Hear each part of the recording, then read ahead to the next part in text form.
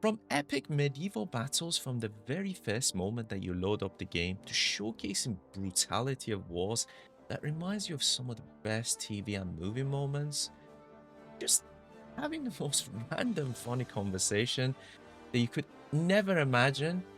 This game's hit so many different notes that are just simply rare to see in most modern games these days. So, have we got ourselves Game of the Year already?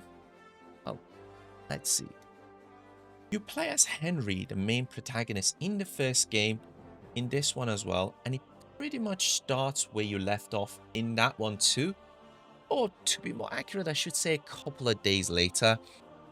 But overall, the developers have done a fantastic job of covering most of the stuff from the first game, so you don't need to feel that you have to play it. But if you intending to do so, or if you have, it does help a lot in terms of the engaging to moments in the game, especially in terms of many returning characters.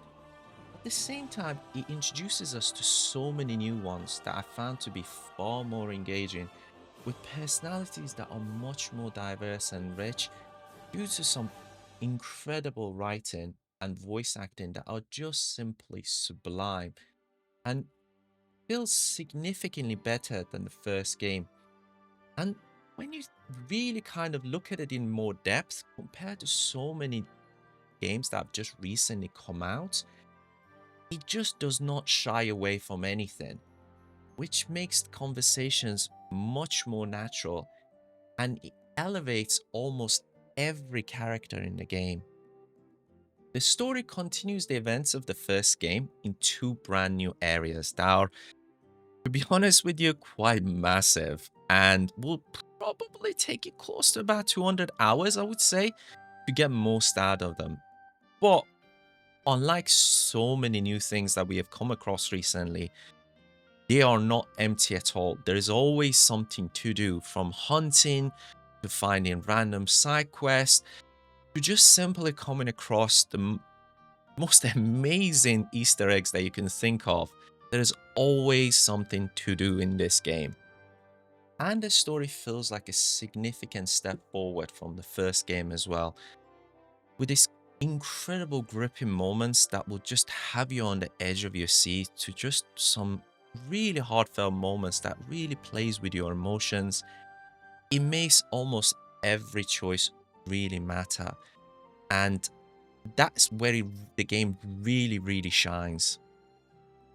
So with all the diverse choices and these two massive areas, there are bound to be bugs, and unfortunately, personally, I came across quite a few of them.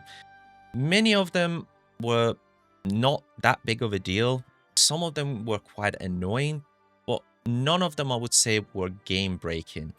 Like, for example, there are many sort of like a side quest and that sort of thing that are time limited, that at times the game tells you you're at the point of no return with a certain main quest, but at times it just doesn't. And you only find out after that main quest that you should have done that quest. So, and also there are some occasions with bugs that meant that I had to go back an hour or two before to kind of reload a section and that sort of thing, because a certain quest just simply didn't work. As I said, none of them felt game breaking, just annoying. But the general gameplay of the game has also improved significantly compared to the first game. In terms of combat, lockpicking, conversation, stealth, almost everything feels a lot more fluid, better designed, and a lot more stuff that you can potentially do and mix and match.